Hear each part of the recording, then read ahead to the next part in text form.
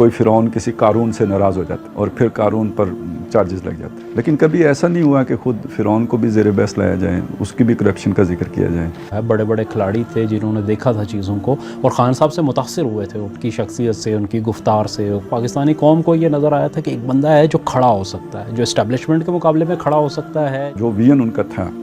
उसका ख़ुद उनको इतना शऊर नहीं था कि मेरे अपोजिट फोर्सेस कौन सी हैं, वो उनके हाथों में बड़े आराम से खेल गए। उसके बाद जो हुकूमत बनी उसमें ख़ान साहब तो बहुत कह चुके हैं कि ज़िम्मेदारी मेरी थी और इख्तियार किसी और के पास था।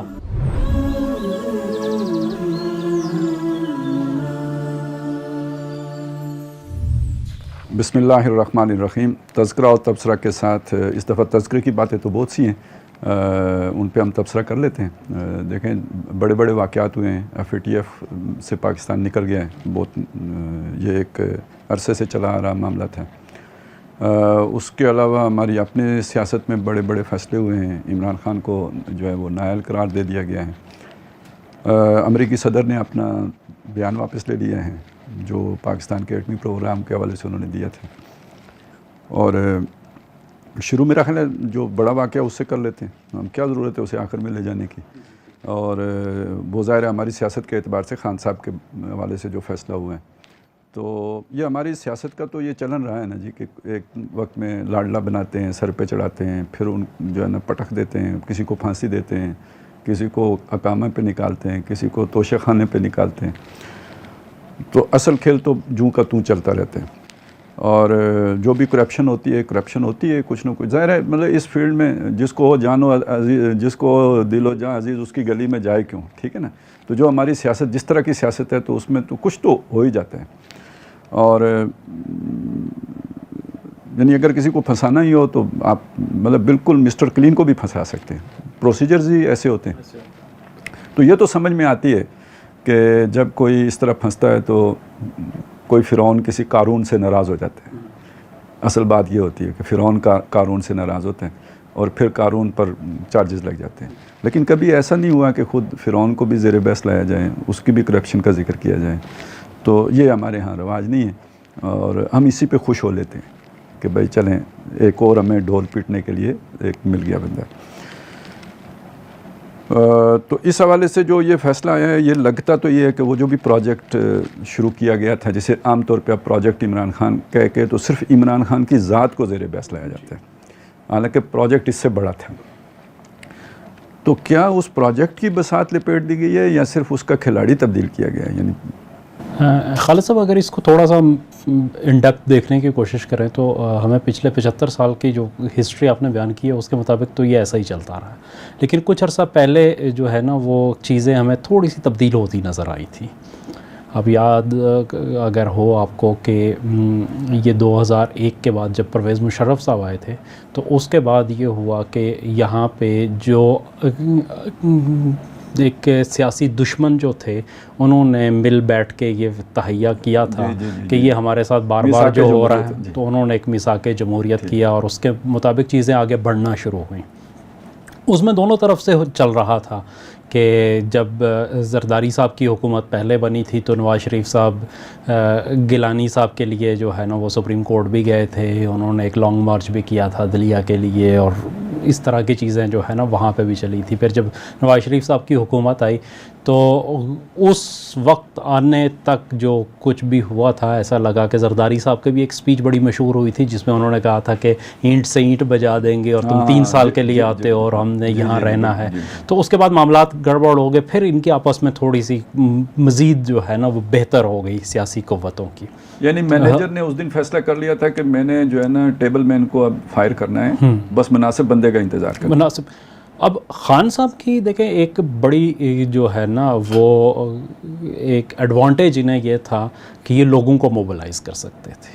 और इन्होंने मोबिलाइज़ करके दिखाया है। मतलब वो एक अलग चीज़ है कि इन्हें जो प्लेइंग फील्ड मिली थी वो इनके बहुत मुवाफ़िक थी। लेकिन इसके बावजूद भी मतलब पाकिस्तान की हिस्ट्री में जितना मोबिलाइज़ इन्होंने किया है शायद जुल्फ़िकार अली भुट्टो के अलावा हम कोई और मिसाल नहीं दे सकते कि जिसने पूरी कौम के अंदर हर तबका फ़िक्र को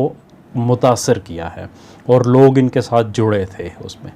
लेकिन खान साहब से एक हुआ ये कि वो उनकी जो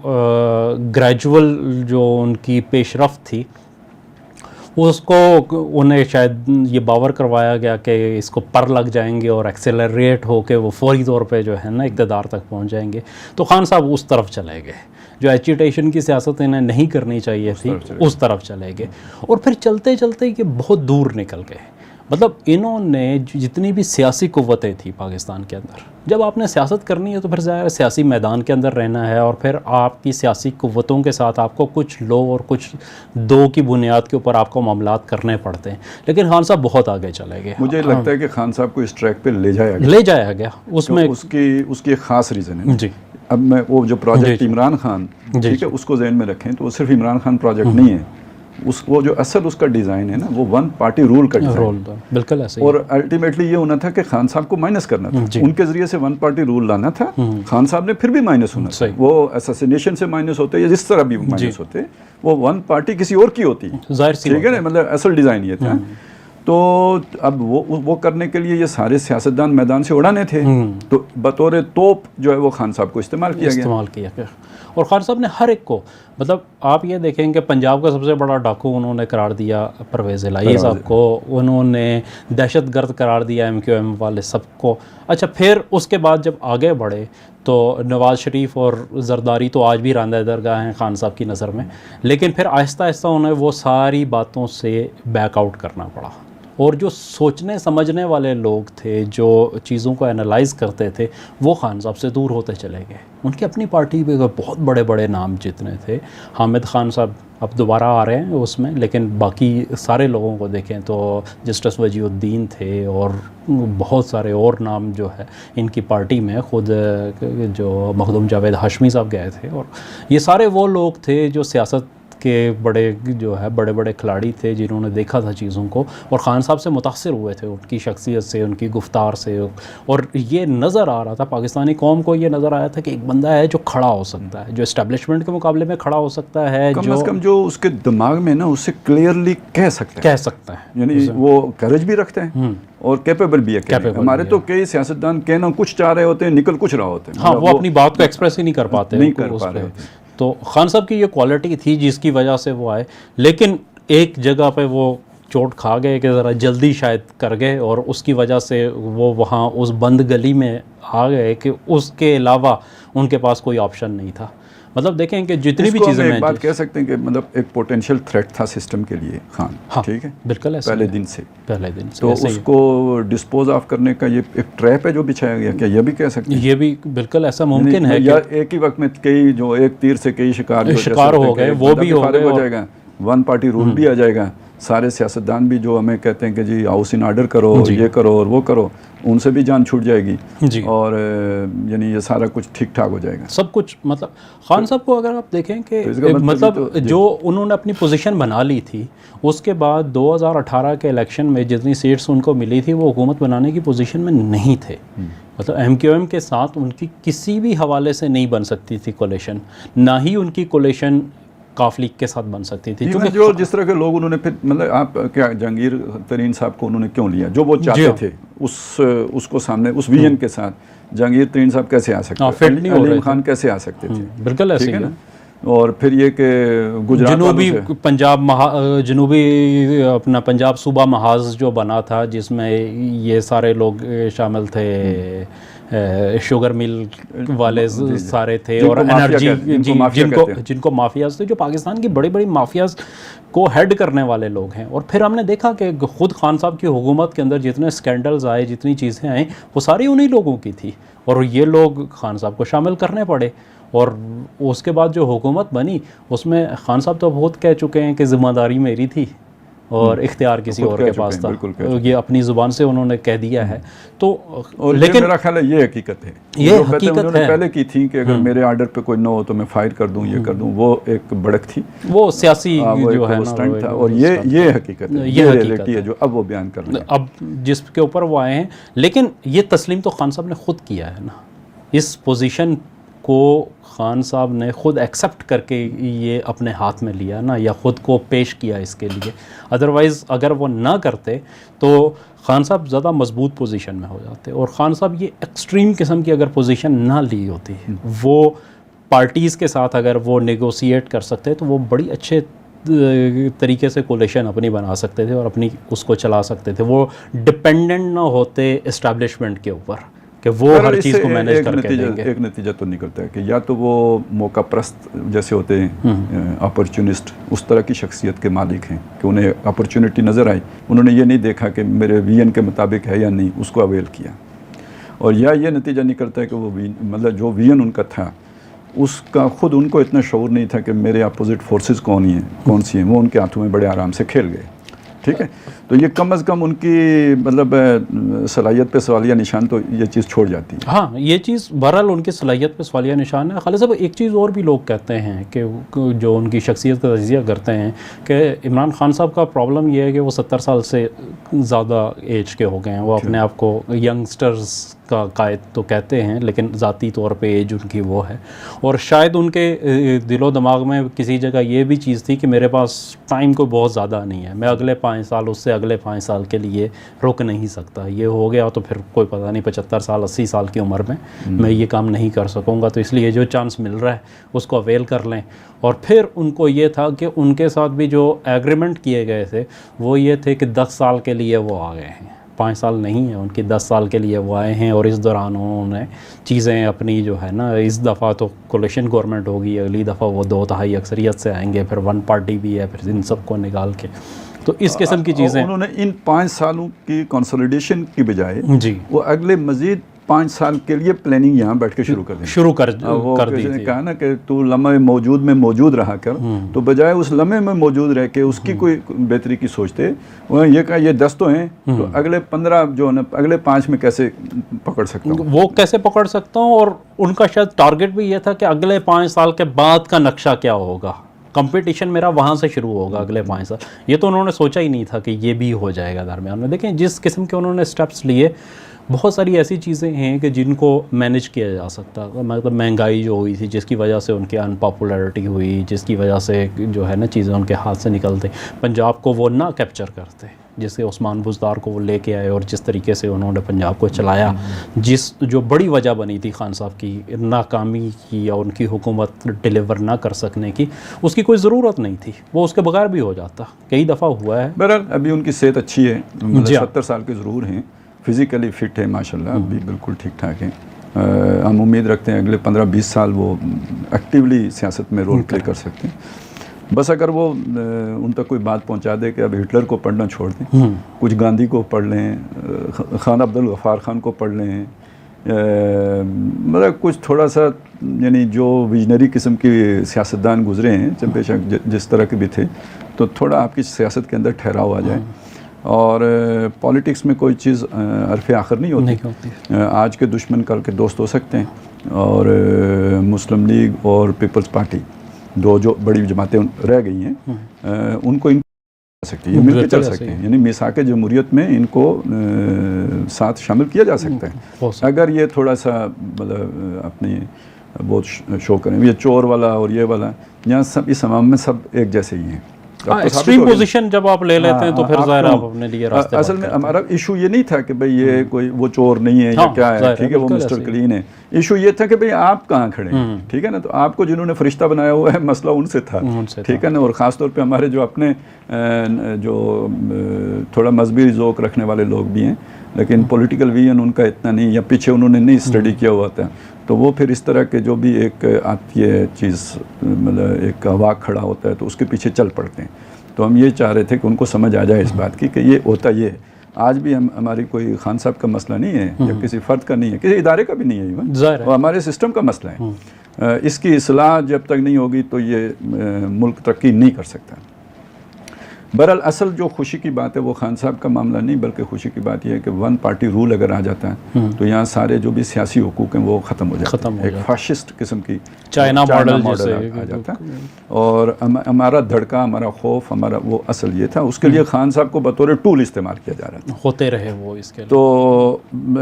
अब लगता ये है बज़ाहिर, अभी हम इस पर कोई ज़्यादा तबसरा करने की पोजीशन में नहीं है, टाइम भी हमारे पास कम है, इस पर तो हम नहीं आते, लेकिन बज़ाहिर कुछ इंडिकेशंस ऐसी हैं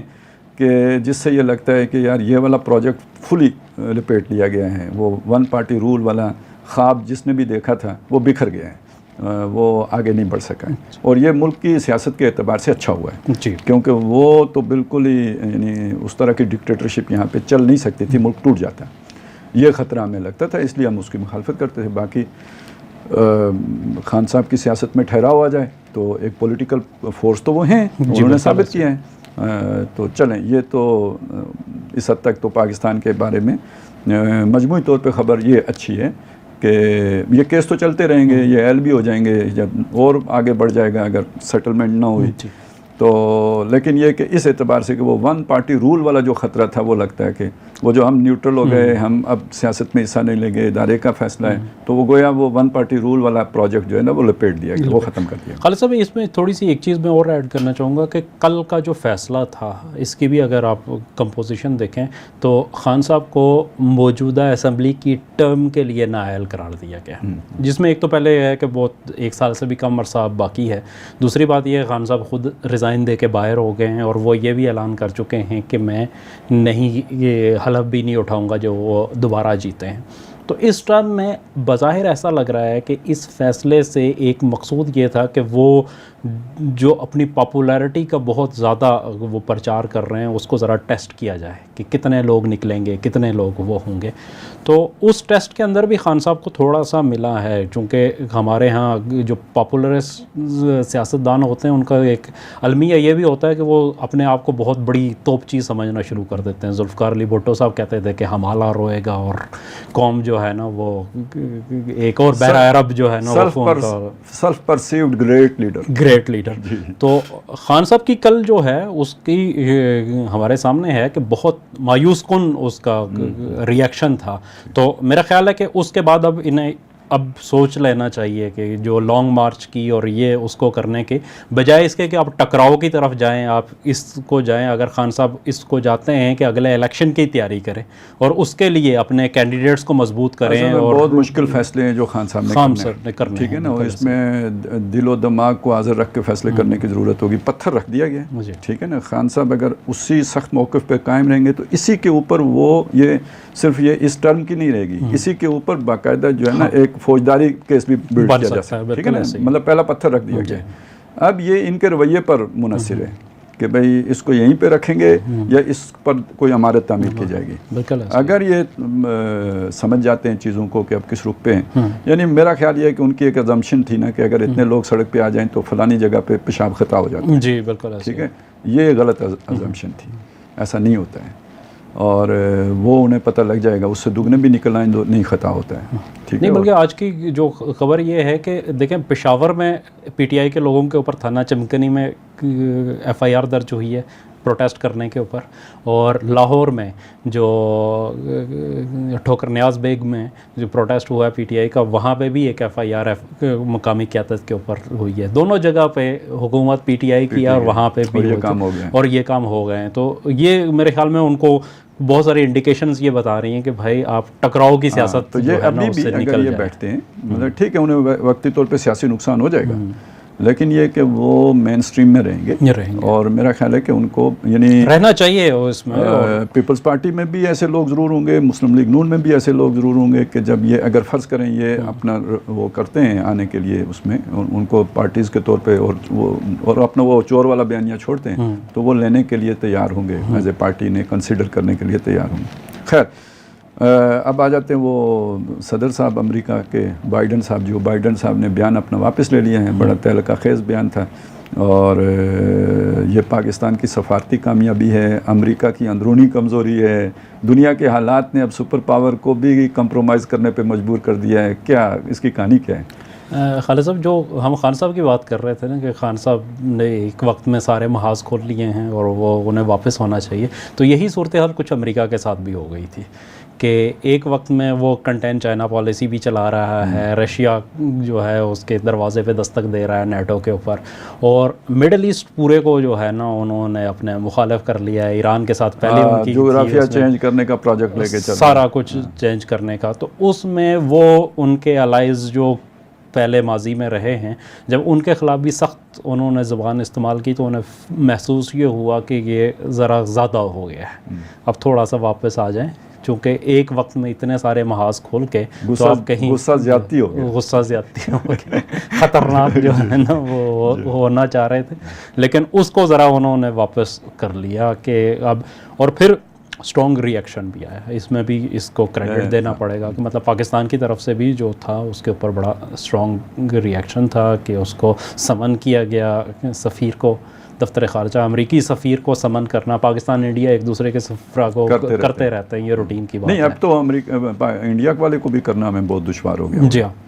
उसकी भी है, लेकिन बहरहाल अमरीकी सफ़ीर को कहीं पे भी आज के दुनिया में जो पाकिस्तान जैसे कमज़ोर ममालिक या तरक्की पजीर ममालिक जिनका एक बड़ा डिपेंडेंट जो है ना वो माशी तौर पे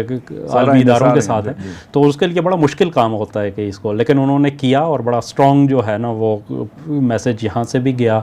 कुछ यूएन के अंदर भी चूँकि उन्होंने ली थी। और फिर उसके बाद एक और चीज़ हुई, पाकिस्तान ने जो सऊदीया और उसकी थी अमेरिका का जो आपस में मुखासमत शुरू हुई थी सफारती मैदान में, तो पाकिस्तान ने खुल के ये कहा कि हम रियाज के साथ जाएंगे, उनके साथ खड़े होंगे, तो उसका भी मैसेज जो है ना वहाँ पे गया कि भाई ये ब्लॉक कहीं और ना बन रहा हो। तो इस सारी चीज़ को जो है ना उन्होंने वापस, चूँकि वो बहुत काइयाँ हैं, वो इस चीज़ को सफारती जो झमेले हैं इनको बहुत अच्छे तरीके से समझते हैं, और वो फौरी तौर पे उनको उनके लिए मतलब देखिए अमेरिका जैसी सुपर पावर ने जिस तरीके से इराक़ से विड्रॉ किया, जिस तरीके से अफ़गानिस्तान से विड्रॉ किया, तो ये तजर्बा है उनका, तो वो कहीं सींग नहीं फंसाते, वो अना का मसला नहीं बनाते वो, बल्कि बड़े आराम से पीछे हट जाते हैं। तो यहाँ पे सब कुछ जाता देखिए तो आधा दीजिए बांट, ठीक है, वो तो उनका बड़ा आसान है और वो उसको फॉलो करते हैं, स्ट्रांगली फॉलो करते हैं। बहरहाल पाकिस्तान के एतबार से अच्छा हो गया, यानी उन्होंने हमें मुतनब्बे भी कर दिया कि भाई हमारी नज़रें तो हैं, ठीक है, बता भी दिया, अच्छा, और ये कि उसके बाद बयान लेने पे वापस लेने पे भी मजबूर हो गए, यानी, और इसका मतलब यह है कि चले हमारी इतनी तो कुछ अभी वो है यानी से, और इस पर मतलब चौकन्ना होने का मतलब ये होगा कि हमने फिर कुछ सोचना भी शुरू किया होगा, अगर पहले नहीं सोचा था तो उम्मीद तो ये है कि पहले से ही सोच रखा होगा। और खुशाइंद बात ये भी है कि इस मसले पर हमने कोई कंप्रोमाइज़ नहीं किया, कोई थल्ले नहीं लगे, कोई मतलब है वो नहीं कि पत्थर के दौर में पहुंचने का ख़तरा हो गया है और मईशत बैठ जाएगी, और ये कुछ नहीं किया, ऐसा स्ट्रॉन्ग रिएक्शन दिया है। तो बड़ा ये बड़ा मतलब मौका बड़ा ख़तरनाक था। आप देखेंगे FATF का फ़ैसला आना था, और FATF के अंदर जो है अमेरिका की बहुत स्ट्रॉन्ग लॉबी है वहाँ पे, और इस मौके पे भी बहरहाल जो है दो बातें अच्छी हो गई, यानी ये भी अच्छा एक इंजाम हो गया जी, और प्रोजेक्ट वाली बात भी अच्छे नतीजे तक पहुँचती नज़र आ रही है, और FATF वाला भी अब बज़ाहिर तो अच्छा ही हो गया कि ये तो खैर 2018 में हमें डाला था जी, 2018 में वो जब हमने डॉन लीक्स वाले काम से जी वो आखिरी मीटिंग थी कि जिसमें पाकिस्तान के जो कुछ दोस्त ममालिक थे, खुसूसन तुर्की, और उन्होंने, चूँकि पाकिस्तान तो FATF का मेंबर नहीं है, तो जो पाकिस्तान के हामी ममालिक थे उन्होंने पाकिस्तान को मुतनब्बे कर दिया था कि ये आपके ऊपर एलिगेशंस हैं, तो ये आपको करना पड़ेगा, अदरवाइज़ अगर नहीं करते तो फिर आप चले जाएंगे उसमें। तो उसी के हवाले से वो मीटिंग थी जिसमें कि फिर जो कुछ भी हुआ था, जो लीक हुई थी, वो फिर डॉन लीक्स बनी थी, और उसके ऊपर पूरा जो है एक अरसे तक चलता रहा। फिर उसकी एक इंक्वायरी हुई थी जिसके ऊपर रिजेक्टेड की एक ट्वीट भी थी जिसको बड़ा जो है ना वो बनाया गया था। तो वो अब जो रिजेक्टेड था वो उसके बाद जब सर पे पड़ी तो फिर एक्सेप्टेड हो गया, और वो सारी चीज़ें एक्सेप्ट होने के बाद वो कानून साज़ी बनाने में सारा जो है ना दोष कहें या कंट्रीब्यूशन कहें वो खान साहब कहें, नहीं खान साहब ना होते, जो मर्जी होता है यहाँ पे वो करना ही करना था वो उससे फ़र्क कोई नहीं पड़ना था। यानी वो असल में इंटरनेशनल जो है ना सूरत हाल हमारे खिलाफ ऐसी बिगड़ चुकी हुई थी कि जिसके नतीजे में आपको हाउस इन ऑर्डर करना पड़ता। बिल्कुल ऐसे ही। यानी ये देखें ना, मतलब अभी मेरा ख्याल है खान साहब के दौर में उनके 34 कुछ मुतालबे थे कि जो हमने ठीक करनी थी चीज़ें, प्री रिक्विजिट्स थे निकलने के लिए, तो 28-29 तो खान साहब के दौर में ही पूरे हो गए थे। अच्छा, खान साहब के दौर में भी एक दिलचस्प चीज़ आपको याद होगा कि जो कानून साजी हुई थी वो मुत्तफ़िक़ा कानून साजी थी, FATF सब उसमें शामिल थे, उसमें किसी ने कोई मुखालफत, हाँ जमात इस्लामी की तरफ से या दीगर जो है कुछ और छोटी जमातों की तरफ से मुखालफत थी, लेकिन तीनों बड़ी जमातें जो हैं पीपल्स पार्टी, मुस्लिम लीग नून और PTI, ये तीनों एक पेज पे थी उस वक्त, और इस सारी कानून साजी के अंदर किसी तरफ से कोई मुखालफत इसकी नहीं हुई थी, तो सबका मुश्तरका तौर पे था। लेकिन बहरहाल ये है कि FATF में जो चीज़ हमें सीखने वाली ये हुई है मेरे ख़्याल में कि हमने 100 जूते भी खाए हैं, 100 प्याज भी खाए हैं, और काम वही किया है जो हम इसके बगैर कर सकते थे बड़े आराम से। 100 जूते भी खाए हैं और 100 प्याज भी खाए हैं, ठीक है। और बल्कि ये कहें कि नवाज शरीफ ने कहा था कि हाउस इन ऑर्डर करो, ठीक है, जूते भी ना खाओ, प्याज भी ना खाओ, हाउस इन ऑर्डर करो, तो हमने वो नहीं किया, और वो फिर खान साहब को हम ले आए, लेकिन अल्टीमेटली हाउस इन ऑर्डर करना पड़ा, और खान साहब के दौर में वो सारी कानून साजी हुई जो वो कह रहे थे। नहीं, कुछ तो शायद खान अब्बासी साहब के दौर में शुरू हो गया था काम, ठीक है। तो अल्टीमेटली तो वही हुआ जो नवाज शरीफ कह रहा था, तो वो दूसरों के हाथों हो गया, तो खेल तो फिर सारा नवाज शरीफ का पूरा हुआ ना, जो हाउस इन ऑर्डर हो गया। हाँ, हाउस इन ऑर्डर हो गया, कहा कि ये सारे, मतलब उसको अगर आप देखें तो नवाज शरीफ साहब से लेके जरदारी साहब और बाद साहब भी, ये सारे एक ही लाइन पे बिल्कुल सीधे। इन ऑर्डर का मतलब ये है कि जो मगरिब की नज़र में ऑर्डर है उसमें इन ऑर्डर आ गया, ठीक है ना, यानी जो उन बड़ी कंट्रीज जो हमारे स्ट्रेटेजिक एसेट्स थे हम उनसे दस्तबरदार हो गए, ऑफिशियली दस्तबरदार हो गए। ये हो सकता है ये मुश्किल लफ्ज़ हो, जो हमारे इस्माइल थे हम उन्हें ज़बह करने के लिए तैयार आसान कर चुके हैं, कर चुके हैं, तब जाके FATF वाले राज़ी हुए। असल मसला तो ये हुआ ना, बिल्कुल ऐसे। तो चलें आज के लिए फिर इतना काफ़ी है। इस हद तक तो ठीक हो गया कि जी FATF से हम निकल गए, लेकिन ये कि हम बहुत सी चीज़ों से दस्तबरदार होकर तो बिल आखिर जाके उनको राज़ी करने में कामयाब हुए हैं। तो अब देखें आगे अगले हफ्ते तक हमारे पास क्या ख़बरें आती हैं, तो फिर इंशाल्लाह अगले हफ्ते फिर मुलाकात होगी। अस्सलामु अलैकुम व रहमतुल्लाहि व बरकातुहू।